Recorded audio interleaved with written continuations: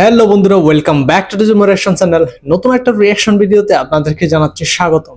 আজকে বন্ধুরা বাংলাদেশের চলচ্চিত্র ইতিহাসের খুবই ইমোশনাল এবং হৃদয় বিতরক কিছু দৃশ্য দেখব, যে দৃশ্যগুলো আসলে হাজারো মানুষকে কাঁদিয়েছিল। তো আজকের ভিডিওটির টাইটেলটা হচ্ছে যে দৃশ্যগুলো কাঁদিয়েছে সকল দর্শকদের। শাকিব খান, মান্না, কাজী মারুফ, বাপ্পারাজ, জসিম, আলমগীর, রাজ্জাক। তো টাইটেলে যে সমস্ত নায়কের নাম উল্লেখ করা হয়েছে এখানে, বুঝতে পারতেছেন ওনাদের কি পরিমাণ অ্যাক্টিং এর কি পরিমাণ স্কিল ছিল এবং কি পরিমাণ দর্শকদের দৃষ্টি আকর্ষণ করতে সক্ষম হয়েছিলেন ওনাদের অভিনয়ের মাধ্যমে। তো ওনাদের দ্বারা ক্রিয়েট করা কিছু ইমোশনাল দৃশ্য যেগুলো আসলে দর্শকদের মনে এখনো গেঁথে আছে, ওই ধরনের দৃশ্যগুলোর উপর আজকে আমরা একটু রিঅ্যাকশন দেব। তো চলুন আমরা ভিডিওতে চলে যাই, দেখি এই সুপারস্টারদের সবচেয়ে হৃদয় বিতরক কিছু দৃশ্য।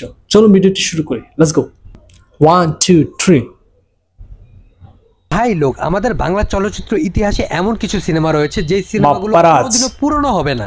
সেই সিনেমাগুলোর মধ্যে এমন কিছু দৃশ্য বা মোমেন্টস ছিল যা দেখে চোখ থেকে আপনি পানি গড়িয়ে পড়েছে হাজারো দর্শকের, হয়তো কেঁদেছেন আপনিও। সেই সকল কালজয়ী সিনেমাগুলোর স্মরণীয় হৃদয় কাঁপানো কিছু ডায়লগ এবং দৃশ্য নিয়ে আজ আমি আপনাদের সামনে এসেছি। এখন এই কোন দৃশ্যটি আপনার মনে সবচেয়ে বেশি দাগ কেটেছিল এবং কার অভিনয়ে আপনার চোখে পানি এসেছিল অবশ্যই কমেন্টে জানাবেন। তো কি অবস্থা মিয়া, দিস ইজ সজীব আর আপনারা দেখছেন সজীবের ডাইরেক্ট পয়েন্ট। আর আজকের পয়েন্ট হলো কালজয়ী সেরা দৃশ্য, স্যার হুমায়ুন ফরিদি সিনেমা অনেক দিনের আশা, যেখানে আমরা তার ছেলে হিসাবে দেখতে পেয়েছিলাম অমিত হাসানকে। সিনেমায় আমরা বাবা ও সন্তানের একটি করুণ গল্প দেখতে পাই, যেখানে বাবা এবং মা তার আদরের সন্তানের উজ্জ্বল ভবিষ্যতের জন্য নিজের সবটা দিয়ে পড়ালেখা করতে শহরে পাঠায়। কিন্তু নিষ্ঠুর শহরে এসে ছেলে বা সেই আদরের সন্তান শহরের রঙের সাথে মিশতে গিয়ে তার বাবা মাকেই একসময় কোর্টে এনে দাঁড় করায়। আর সেখানে স্যার হুমায়ুন ফরিদের বলা ডায়লগগুলো বাংলার হাজারো বাবা মার কথা তুলে ধরে তার মর্মান্তিক অভিস্মরণীয় এক্সপ্রেশন ডায়লগ ডেলিভারির মাধ্যমে। দুইটা মানুষ রাত দিন খাইটা একটা দুইটা করে টাকা কেমনে জমাইছে, তার পরীক্ষার ফিস দেওয়ার জন্য শরীরের রক্ত কেমনে বেচছে। স্যার নায়ক রাজ্জাক সিনেমা বাবা কেন চাকর, সেই সিনেমায় আমরা একটা পরিপূর্ণ পরিবারের গল্প দেখতে পেয়েছিলাম, সাথে ছিল তারই ছেলে বাপ্পারাজও।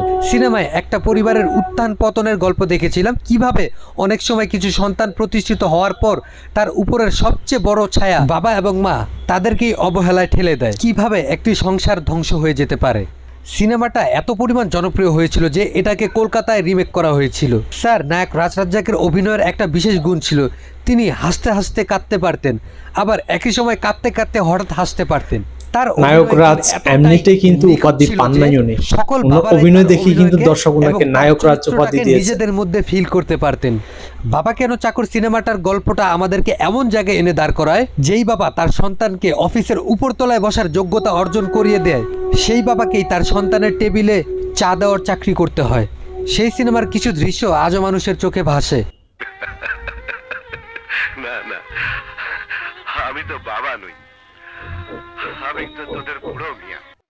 স্যার আলমগীর সিনেমা জীবনের গল্প, এটা এমন একটা সিনেমা যেখানে আমরা স্যার আলমগীরের পাশাপাশি মহানায়ক মান্নাকেও একসাথে পেয়েছিলাম। দুজনেরই অভিনয় ছিল দুর্দান্ত, অতুলনীয়, যেন একজন আরেকজনকে ছাপিয়ে যাবেন।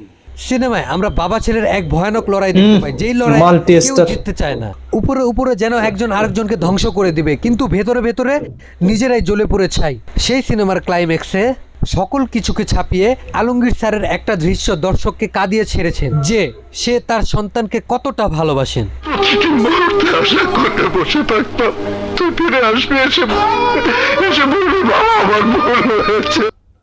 স্যার ইলিয়াস কাঞ্চন সিনেমা বেদের মেয়ে জ্যোৎস্না, এই সিনেমাটি বাংলাদেশের সবচেয়ে বেশি আয় করা সিনেমা, যা কালজয়ী একটা মুভি, বাংলাদেশের রাজকুমার উপাধি এনে দিয়েছিলেন। পাশে ছিলেন অঞ্জু ঘোষ।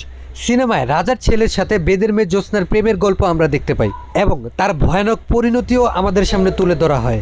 সিনেমায় একটা সময় এমনও আসে যেখানে রাজার ছেলে হয়েও সে তার পরিচয় দিতে পারে না।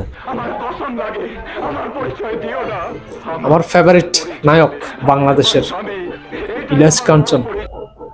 স্যার আবুল খায়ের সিনেমা স্বামী কেন আসামি, যেই সিনেমায় আমরা তার সাথে দেখতে পেয়েছি অন্যতম অ্যাকশন সুপারস্টার বাংলাদেশের শাবানা ম্যাডামকেও, যেখানে ছোটবেলায় তাদের বিয়ে হয়ে যায়, কিন্তু বড় হয়ে পরিস্থিতি স্যার জসিমকে বানিয়ে দেয় সন্ত্রাসী আর ম্যাডাম শাবানা হয়ে ওঠেন পুলিশ।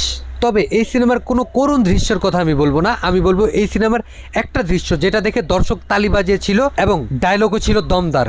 সামান্য একটা মোটরসাইকেলের জন্য যখন একটা গরিব মেয়ের জীবন নষ্ট করতে যাচ্ছিস তখন এই মোটর সাইকেলের সাথে তোর বিয়ে হবে। কাজী সাহেব।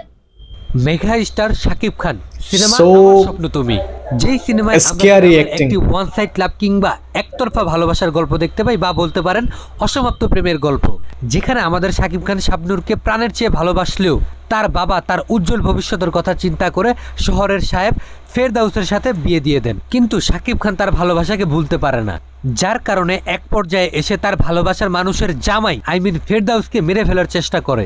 সেই সিনেমার একটা দৃশ্য আজও মানুষ লাইনে ঘুরে বেড়ায়, যেই দৃশ্যটায় শাকিব খানের পারফরমেন্স ছিল দুর্দান্ত। এই দৃশ্যটা আসলে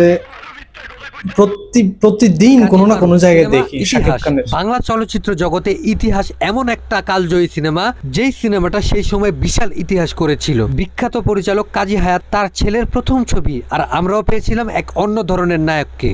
সিনেমায় আমরা একটি কারাপ্টেড পুলিশ অফিসারের অন্যায়ভাবে একজন স্কুল ছাত্রের উপর অমানসিক অত্যাচার করতে দেখি, যার কারণে মারুফ স্কুল ছাত্র থেকে হয়ে ওঠে এক কুখ্যাত সন্ত্রাসী, যার ফলে একটি পরিবার, তার বাবা, বোন এবং তার জীবন ধ্বংস হয়ে যায়। নাম ও ইতিহাস মারুফের সৃষ্টি করেছে ইতিহাস। চেহারার মাসুম এক্সপ্রেশন, এই একটা মুভি দিয়ে মারুফ কিন্তু বাংলাদেশের দর্শকদের কাছে নিয়েছিল, বেঁচে থাকবে না জীবন। সিনেমার একটি দৃশ্যে মানুষ বাবা ছেলে এক মুভিতে দারুণ অভিনয় করেছে। সেই মারুফকে পরবর্তীতে আর কেউ ফুটিয়ে তুলতে পারেনি।